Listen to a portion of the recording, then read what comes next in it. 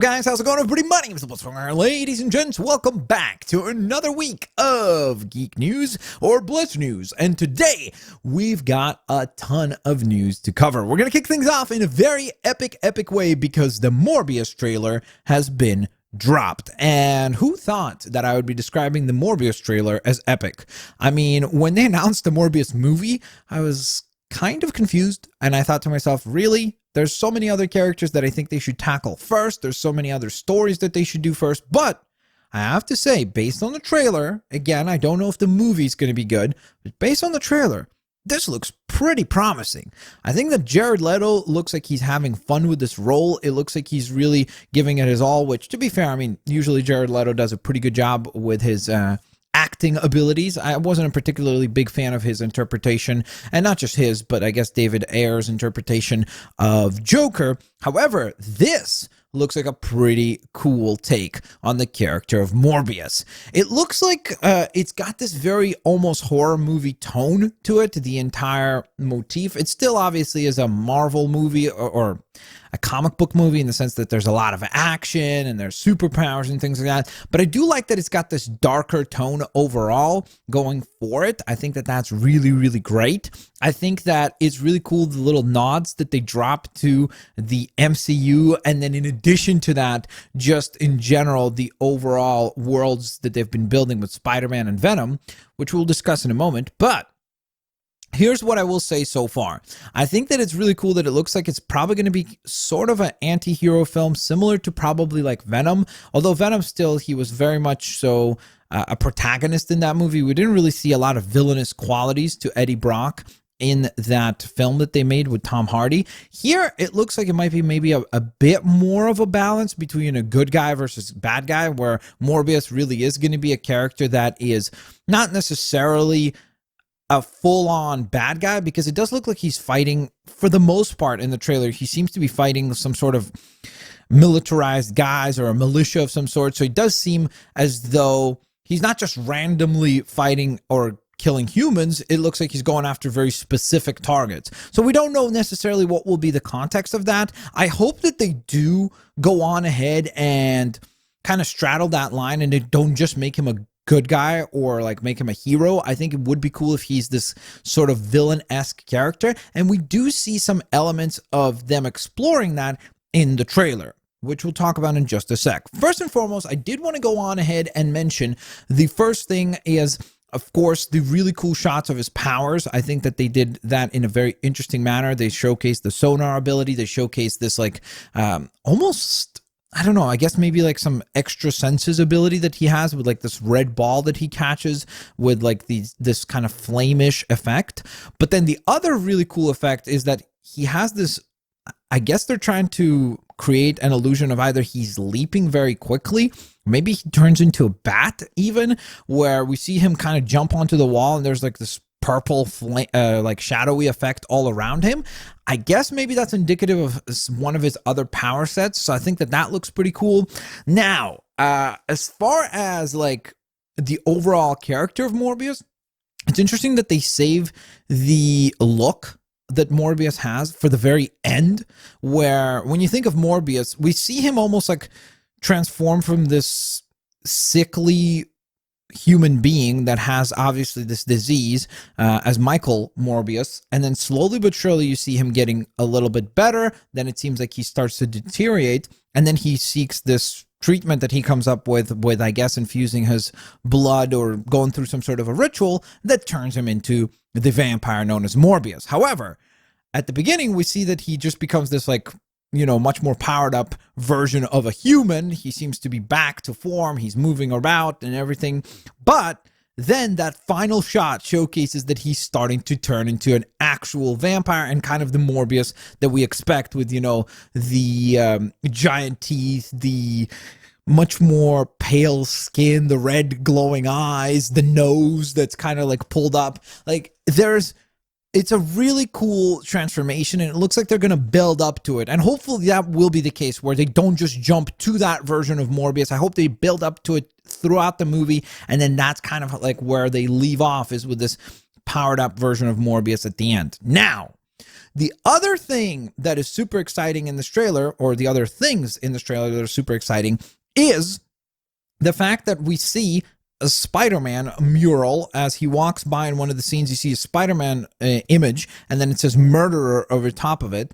So obviously this plants the seed that this does take place in a world where Spider-Man exists, and probably will refer to him, and we know that it probably will because of another scene that we'll discuss in just 1 second.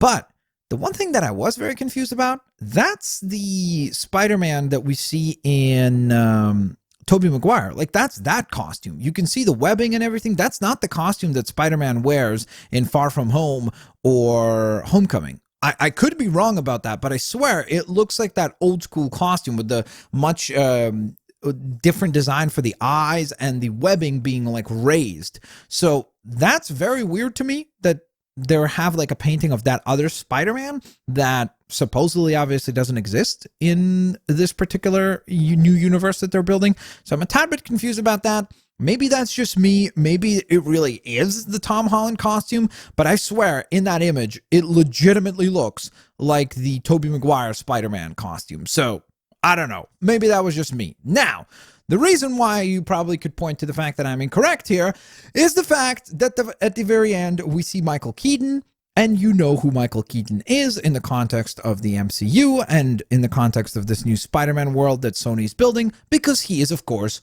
Vulture. And we see him directly talk to Michael Morbius, and he mentions to him, got tired of being the good guy, Morbius. So it's interesting that there's an exchange between Vulture and Morbius, and does this potentially set up the Sinister Six? So let me know in the comment section below what you guys thought of the Morbius trailer. I genuinely am curious to hear your thoughts, because I was very pleasantly surprised. I was going into this trailer thinking that this really needed to do something special to get me intrigued, and I have to say, I'm excited to check out this movie now. I think that it looks pretty promising, and I think they did some cool things with the character, or potentially will do some cool things. Now, I'm probably biased because Batman's my favorite fictional character, and they did a lot of scenes that feel almost Batman-esque with like the bats calling in and all that stuff. But let me know what you guys thought in the comments section below. Now, with that in mind, let's go on ahead and discuss some other news for this week. We're going to continue to stick around in the Marvel side of things. So first of all, I guess a little bit of bad news here, at least in my opinion, a little bit of bad news. Scott Derrickson has parted ways with Marvel, and the Doctor Strange and the Multiverse of Madness no longer has a director. Well, at least at the time of this recording, it does not. So this was very surprising, because for a while there, it seemed like Scott Derrickson is going to direct, obviously, the sequel to the first Doctor Strange movie, and a lot of people were really, really excited for this. For me personally, here's where I lie. I honestly did not think that Doctor Strange was a good movie to begin with, like the first one. I thought it was all right. It was one of those like middle of the pack MCU movies for me. I've never gone back and watched it again. I don't think that it did anything particularly interesting with that character. I think that that movie peaks very early, and then the rest of the film just kind of never ever gets interesting. I think that the most interesting parts of that film is about the first 18 to 20 minutes or so. And then after that, I was like, okay, there's no reason for me to come back to it. So again, I know that will be controversial or whatever. Some people will disagree. That's perfectly fine. It's just my opinion. So to me, I wasn't particularly distraught with the concept of Scott Derrickson leaving, although again, I think that it sounded like he had some interesting ideas for the sequel, where he wanted to, speaking of like Morbius, he wanted to do a more horror movie feel to the MCU universe in general. And I think that that was a cool concept. The problem is, of course, it seems like Marvel was not on board with going full-on horror movie, or maybe pushing the envelope as far as Scott Derrickson had ideas for. We will never know the exact specifics of what exactly transpired, so we can only just basically accept the fact that they each parted ways. And for the people that are like, oh yeah, he got fired, I don't think he got fired, because he's staying on as executive producer. So regardless of what happens, it seems like he is going to get, in some way, shape, or form, compensated for his involvement in this film or with this film. So I just don't think that it's as black and white as people make it out to be with this, where it's like, oh, Marvel didn't want to make a horror movie, so they fired him. I really don't think it was as simple as that. Maybe it was just what he wanted to obviously pursue, or how far he wanted to push for the film. It's just something that Marvel didn't agree with. And again, they do have to always keep in mind that these movies are not being made in echo chambers where it's just that one movie as a standalone piece, which some people criticize fairly and deservedly so and say, hey, it should be allowed to exist as its own like picture. But you have to remember that it's the MCU. So there's only so much that I think they will allow a director to really put their vision into it without trying to start ruin other ideas that they have going down the line for other movies. So again, that's just my opinion. Obviously, people will disagree. Now, with that in mind, a suggestion for who I think should be the director or directors, which I guess maybe tips the hat as to who I think should be doing this, is the Russo brothers, because I think they have an amazing understanding of Doctor Strange from a visual perspective and just as a character. I thought that the best interpretations of Doctor Strange, the most interesting interpretations of Doctor Strange were in Infinity War and Endgame, just in the sense that, or I guess Infinity War really to the largest extent. I just think that they have a much better grasp and understanding of who that character is. And instead of making him Tony Stark light, they really did make him this very different character to Tony. And I think that that's why I think it'd be really cool if they could convince the Russo brothers to direct this next Doctor Strange movie. I don't think it'll ever happen because I think they're kind of, it's almost like it's too small for them, like that movie, because I think they're a lot more, they're the guys that they will probably like bring in to maybe direct like the X-Men or Fantastic Four or something like that. You know, I think that Doctor Strange is probably too small of a film for the Russo brothers, but I would have loved to see that. I think that would be really cool. So let me know what you guys think, and let me know who you think should be the new director or directors for the Doctor Strange and the Multiverse of Madness. All right, so another piece of detail here for Disney Plus, and that is the fact that the Loki Disney Plus series has indeed been looking to cast a younger Loki, which is interesting because that obviously points that there might be some ideas and concepts being explored here with time and maybe time travel, where essentially we will go back in time and see how did Loki come to be? How did he join Odin and the Thor's family? And then maybe a younger Thor will be cast there as well. So it'll be kind of almost like a origin story for Loki as part of this series. I'm not sure if it'll be told through flashbacks or if it'll actually have a chronological telling of Loki as a kid, but I think it's just a cool idea that we might get a lot more insight into a very prominent villain, or I guess anti-hero kind of, because he's also been somewhat of a hero in more recent Marvel movies. But the point is, I think it's a cool concept, and I think it'll be interesting to see if they can succeed with this, because then you could do similar types of, hopefully, shows with other villains that maybe we would love to see more of their characters explored, more of their background explored, and things like that. I think it'd be really cool to see that unfold. Now, with that in mind, the last piece of information that we're going to go on ahead and cover here is the new GCPD logo, or the new logo, I guess, as people are referring to it, from the WB Montreal, who did go on ahead and tease once again their Batman game with the hashtag Capture the Night, and some people were also hashtagging as Beware the Court of Owls, which was the original hashtag that they had used, or I guess Scott Snyder had used with the release of the original logos that came out back on Batman Day in 2019. So it's interesting because this new GCPD logo, at least that's what everybody is assuming that it is, it's intriguing just in the sense that it looks kind of normal, but then you see the owl talons inside the logo. They're actually embedded in the logo. So it's interesting because obviously it still refers to the Court of Owls. I honestly understand the argument that a lot of people are making about these teases, and I somewhat agree, to be quite honest. I don't understand the marketing decision behind releasing, or I guess revealing, things for this particular game this way, because at this point it would be incredibly disappointing if this is not a Batman game. That would be shocking, to be quite honest. But in addition to that, I don't understand the concept of building up this weird sense of hype, because now the trailer, whenever they do reveal this game, better be amazing. Like, if the trailer, the more of this they do, the more of these like useless sort of teases that they do, and the longer apart they will be, the more annoyed people will get.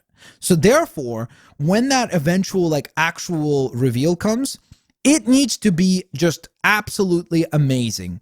And to me, I'm worried as far as from a marketing standpoint. I don't really understand why you would do this to yourself, where you've gone the route, the complete opposite route that maybe you should have with something like this, because it's already been long enough for a Batman game to come out.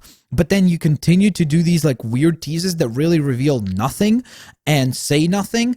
And a lot of fans are starting to get agitated by how this is revealed. And I know that people are going to say, well, it's publicity, so, you know, good or bad, it's publicity. I personally, though, I think that it would have been cool if they did like the tease, let's say on the Batman day, and then don't do this tease, because you've essentially just done the exact same thing twice. It no longer feels in any way innovative or interesting, or it's teasing for the sake of teasing. It doesn't really reveal anything to the fans. And I think you're starting to build this anticipation where the danger that I think they're going to run into is if they do something like this again and once again show nothing basically with their teases, what will happen is that a lot of people will just be like, okay, I'm done. Like they will just lose interest just for the sake of, they might check out the game when it's actually out, but they will it's almost like it's going to have the opposite effect of what they intend. And you can already tell that it's happening with this tease. And that's my only concern, is that I just think that they should have just stayed quiet. If they have nothing significant to reveal, just stay quiet, let the anticipation build, and then show a trailer already. Don't go on ahead and do these like, oh, here's another logo, here's another logo. It's like, now you're just giving in to the demand of like, hey, show us something. If you're not ready to show something, it's probably a good idea to just not show anything at all instead of dilute your marketing. That's my opinion. That's how I feel about it. I would rather they would have just waited and shown a trailer than continue to do these weird logo teases. That's personally just me. Let me know what you guys think. Do you like this weird like drip of marketing or not? So with that in mind, that's episode 2 of Blitz News. Hopefully you guys enjoyed. I'm going to try to do these episodes now every Monday. Let me know if that works as far as scheduling wise, or if you'd like to see them maybe every Friday or every Sunday, whatever it might be. Let me know in the comment section below. Leave a like, guys. I would appreciate the support, and I'll hopefully catch you guys here next time. Bye.